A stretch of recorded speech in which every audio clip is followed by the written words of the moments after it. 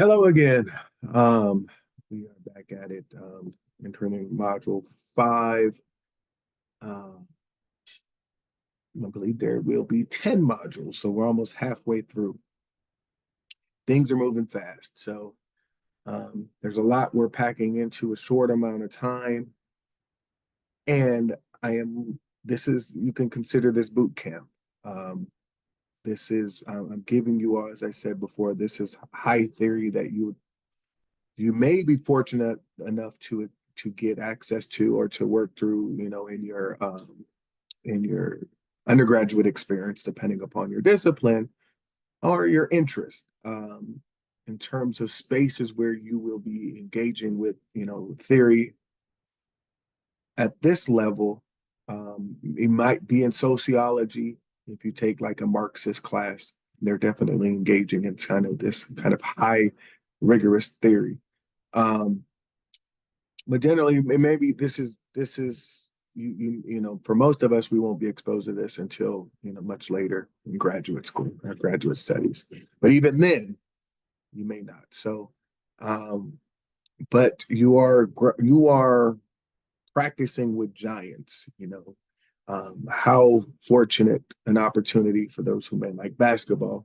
What an opportunity it would have been to play with your who you consider the GOAT is. For me, it would have been like Kobe or LeBron. Not LeBron, I'm sorry, Kobe or Jordan. LeBron is somewhere on that list, but below Kobe and Jordan, Magic, Kareem. Uh, then I might throw LeBron in there. But needless to say, um, we are practicing with giants. Uh, and it's okay, you know, if you feel or you're struggling because you're practicing with the best. But this is how you're going to improve. Challenging yourself, getting up and showing up is what's going to allow you to ultimately, hopefully, for some of y'all, become the giant yourself, become part of the talented 10. And just going back to the talented 10 real quick, I will argue that Du Bois isn't suggesting that it might appear kind of elitist, but as the Bible says, many are called, few are chosen, and the chosen are the ones who are just willing to engage in the work. I wasn't destined to be here doing this work. My sole purpose for most of my life, especially as a child, was to become a basketball player. But it's just through hard work and dedication. It's and really just perseverance and just a general curiosity about life that led me to get to this point. So I'm exposing you all to these theorists, these intellectuals, because um, this may be the only opportunity many of you have to kind of see, you know, the professionals in their craft and what they're doing. Uh, and for some of you all, that might inspire and spark you to become, to join in, to be a part of this, hopefully, movement to change society for the better. Um, and you all are going to bring your own takes and experiences um, to the field, to the practice, and you're going to build on it from there. But there are definitely areas where, okay, I was shooting my jump shot with two hands, or I was doing it from here, but I was watching the Steph Curry documentary, and he was talking to his dad, who was one of the best shooters ever in NBA history. How he when he told his dad he wanted to be an NBA player, how they had to go back to the drawing board with his shot. Uh, and it took him hours and hours of practice to get it down to where now he's probably the best shooter of all time.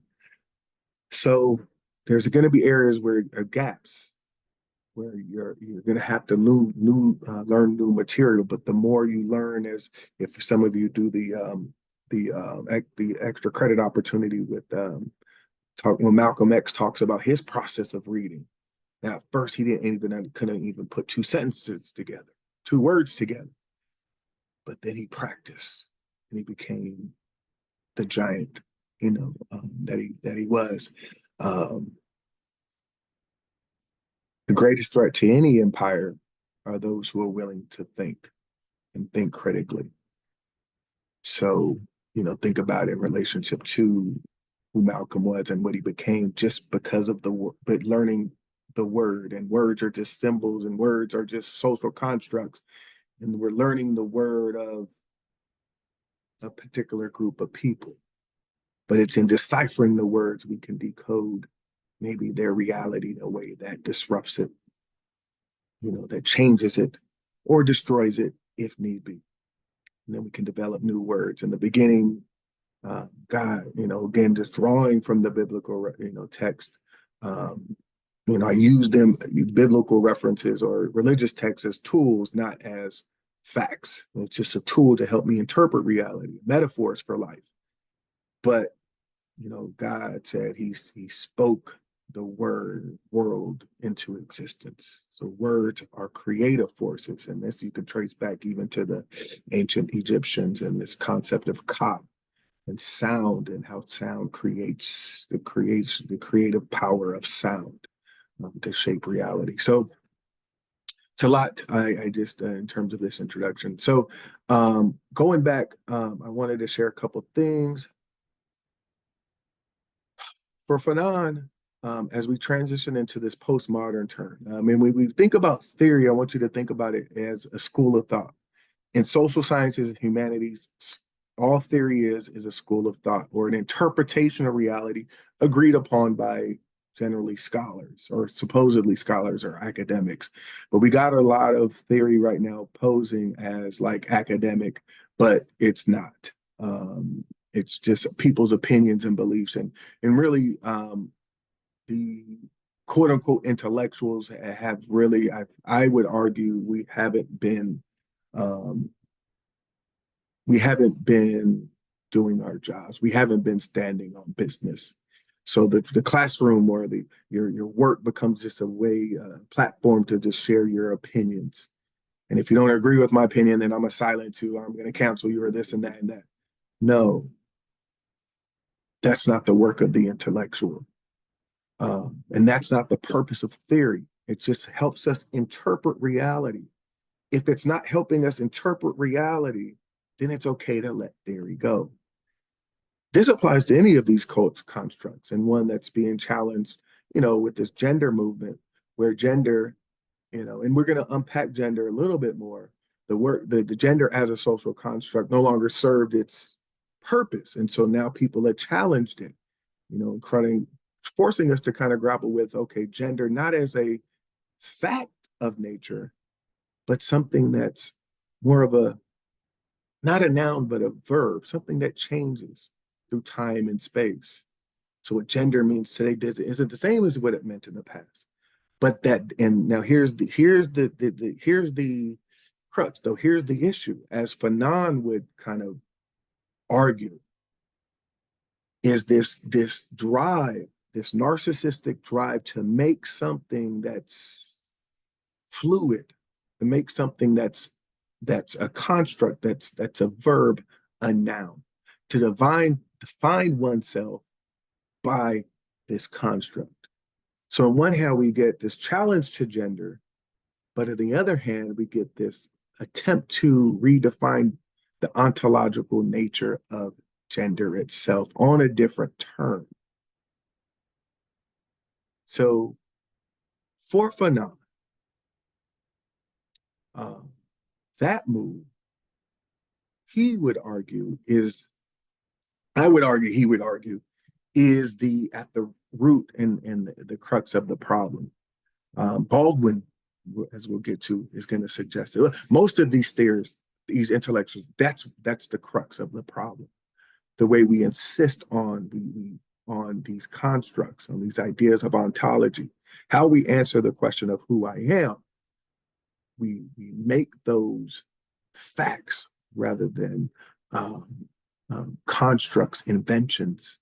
Um, and again, if we transition through, the implications of kind of this religious moment, a turn in the development of this kind of European, to their insistence that their version of God, in reality, their version of God, their version of reality was right, and in fact, and the implications for everybody else. And we see this transition or period, into man two or man one, um, and the rise of European modernity, where that version of reality and this idea of states and the power held by kings and queens and power, their divine right to determine, to be architects of reality. They have the divine authority plus kind of this growing political authority to define reality. And again, the implications for those who didn't fit. Now we see this kind of transition, even though they was already there during this, Christian modernity, but we see this transition to kind of the African and the native here in the West, and they becoming kind of the target for this, those who don't necessarily fit. And then how do you fit, or why do you have to remain on the outside of this particular reality? And we can think about it in terms of the economics, of slavery. How yes, we have to keep this group on the outside of the slave population to to feed our growing empire, economically. But then with man two, in this Western modernity, we see something else taking place because the economic impetus for slavery is no longer there. So why is this insistence on now people we now call Black being relegated alone to this zone of non-being? Something else is going on. Something else that Fanon would argue is more emotional. Something that's drawing from kind of our psyche. If you read the entire text, and we're going to revisit this as well, but for Fanon, he's arguing about this psychic life, in that with the slave, the Black, the Negro, the hard R, Nigger, the represent is a being that's completely at the mercy of somebody else. That mercy is whatever I need from that being, I can take.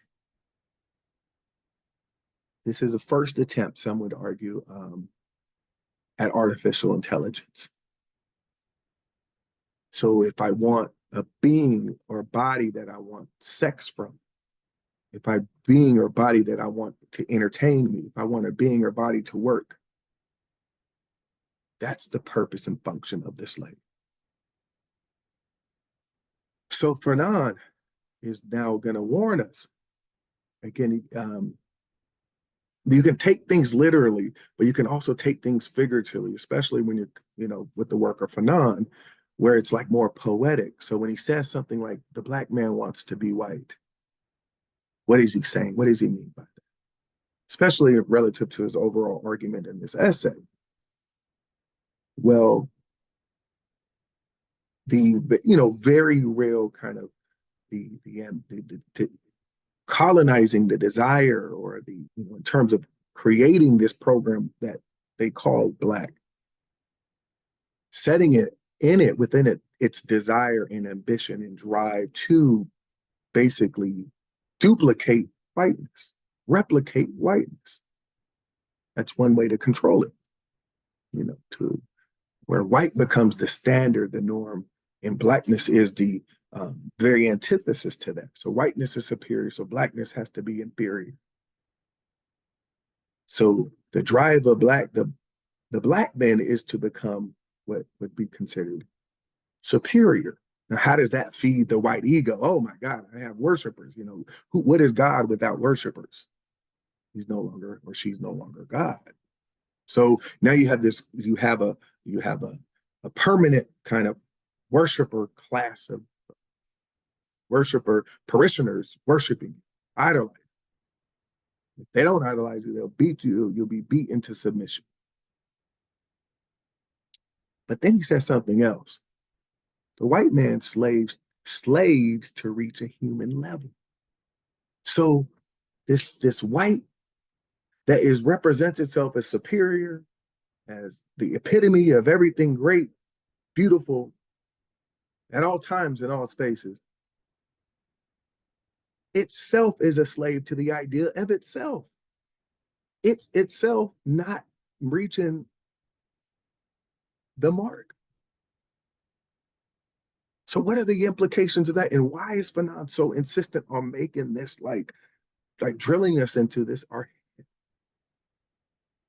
So if we look at something like, stop sharing my screen. Give me 1 second. We look at something like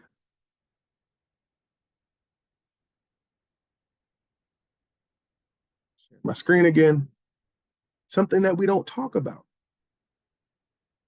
Something like white male suicide rates.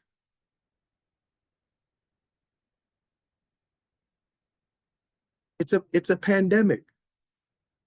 What's at the crux? And we're not even talking about it because it violates the very laws of nature that that that within this system, within this organization, within this modernity, that it's not serving the people it was designed to serve. So we're not talking about white male suicide. We're not talking about the levels of poverty and white people experience. You know, when we think about the welfare queen, generally we think of Black women, but no, it's actually white women who are the highest level, highest number of welfare recipients. So we don't talk about the ways in which whiteness itself misses the mark. So whiteness, for Fanon, is enslaved to itself. This isn't an attempt to enslave Black people. Now we're gonna work through the theory, Afro-pessimist theory, which is gonna give us a kind of an understanding of this, of the why this phenomena happens, why it's necessary. This this insistence on Blackness as being everything not good, and whiteness being everything, representing everything that is good, because it's necessary for society itself. We take Black away. Now whiteness has to look at itself in the mirror. And we know the consequences of that. We can study history. We know the different wars, you know, the millions of lives that have been lost in the wake of whiteness having to confront itself. With that, this being for others, I'm gonna briefly kind of skim through what I would say is the greatest or the most honest representation of slavery. For those of you who are squeamish, or I don't want to re-traumatize some of you who may be watching this, but I also, you know, that's why we have to develop the emotional bandwidth along with the intellectual to grapple with these tough questions. So many of us, you know, we're at different phases in our development. And, you know, everybody's not, you know, cut to be a nurse and have to deal with cleaning up poop. And for those who are interested in nursing, it's not a pretty job. You're doing like the dirty work. You know, everybody's not, can't just deal with the having to do something like brain surgery, cut somebody's heart open, you know. It's just, you know, those feelings and the work and labor of, it's too gross for some of us. And this, one of my peers, she deals with the grotesque. She calls it the vulgar. Her research is around vulgar. So this is vulgar. This is not stuff that we don't. This is stuff we don't want to acknowledge or have to grapple or confront. But if we're going to do this work of changing, you know, to change society, if we feel like it needs to be changed, some of us are going to have to grapple with these not only tough questions, but also the realities in which these questions kind of are drawn from. So this film is called Goodbye Uncle Tom. It was produced in 1970s during this whole Black exploitation era, before it was co-opted by Hollywood, where they were doing some serious work. And I feel like it's relentless in its representation of slavery, and it may not even go far enough. You know, some people ask, was it really this bad? And I would say it was probably worse.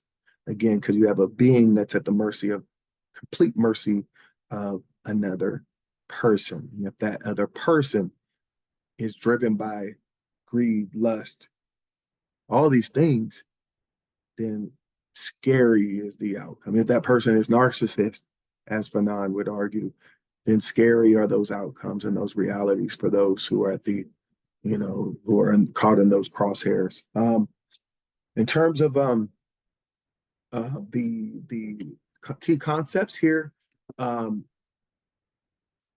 we're looking at the role of institutions. Now, when you think about institutions, they're physical bodies. Now, the purpose of their physical bodies, like the schoolhouse or prisons, they, let's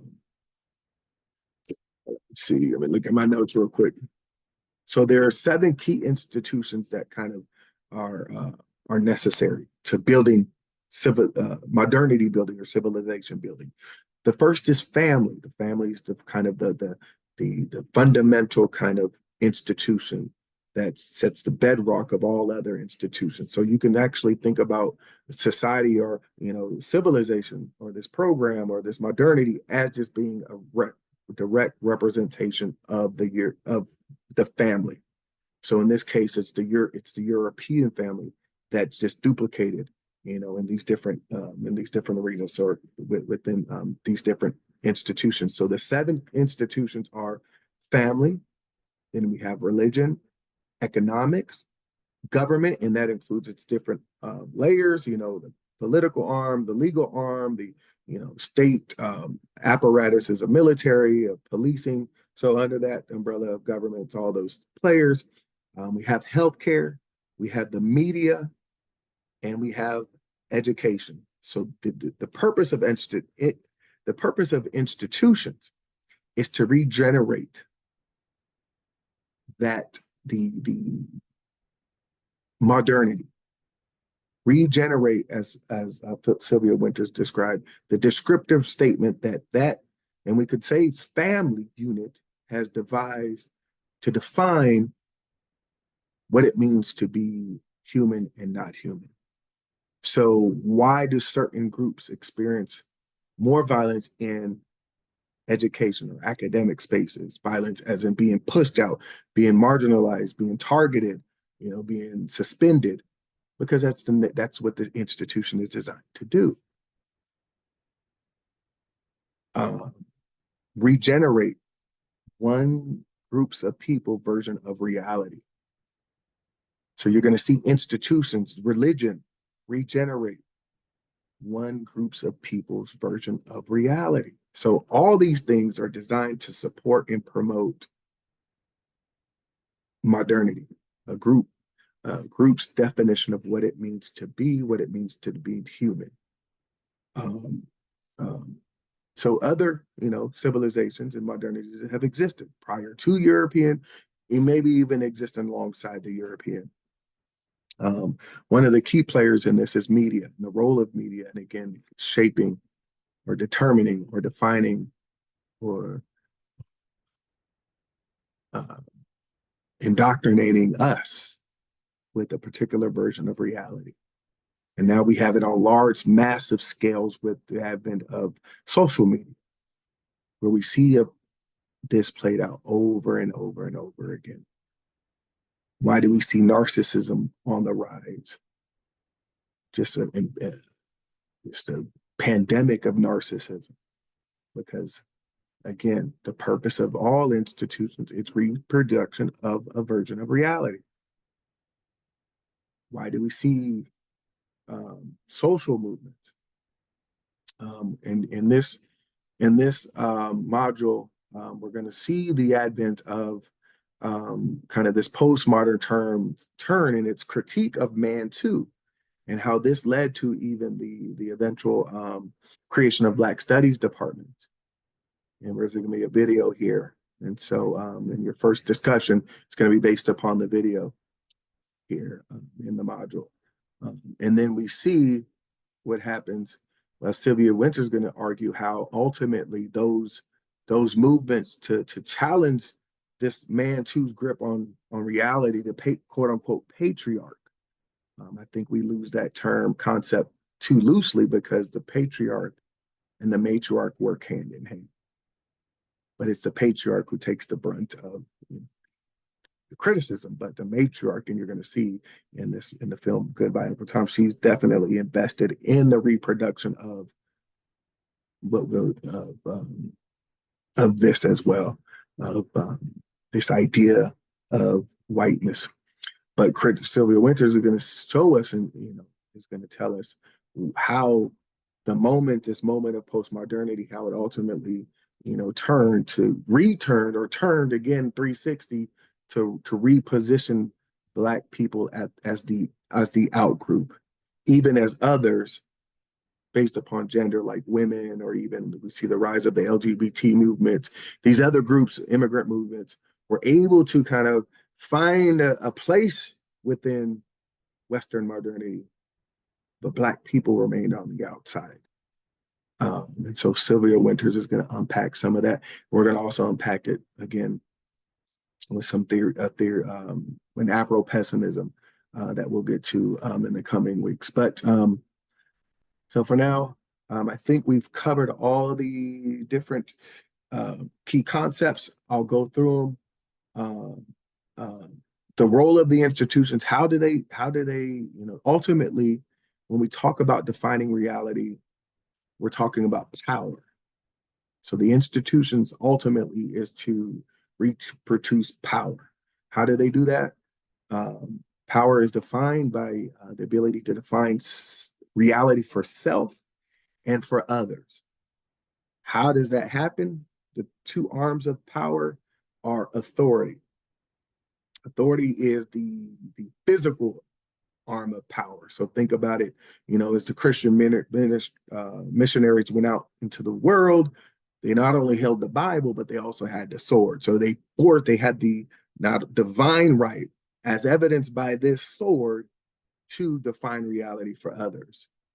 The other aspect of power, how power is achieved, is through recognition, where again, you have this symbolic form in the case of the Christian missionary that was the Bible, but the recognition is the invisible hand of power, where you install your version of reality on the psyches of others, and it represents itself kind of in this invisible sense in the form of, like, again, religious texts, the Bible, or the way in which we attempt to represent ourselves in the world. Recognition, when you think about representation, they're all kind of in the same category. So we're fighting for representation, many groups today. What we're fighting for is recognition. But ultimately, what we're fighting for is to be white, is what Fanon would argue.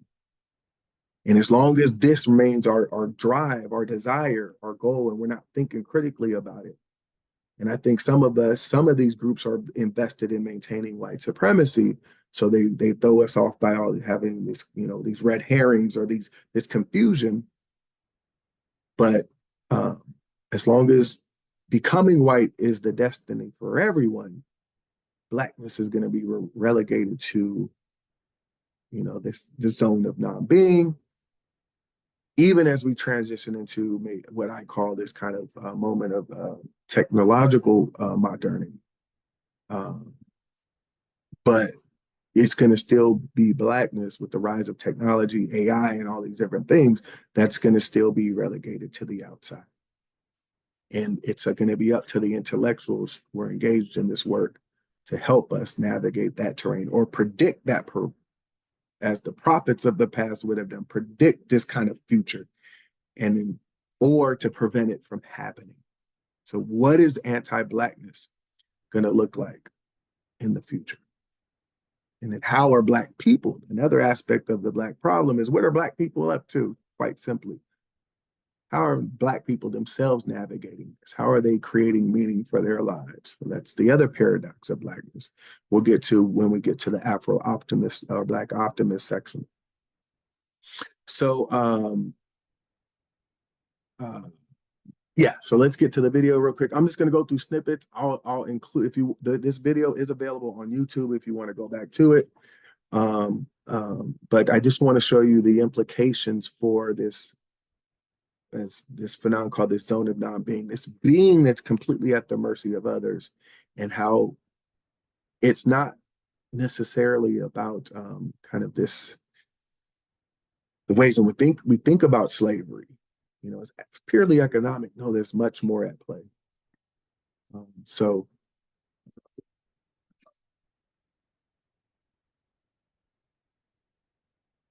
I'm really sorry for that. I don't know what happened, but let's get to the video. And I'm just going to go through snippets, and then you all will pick up the rest.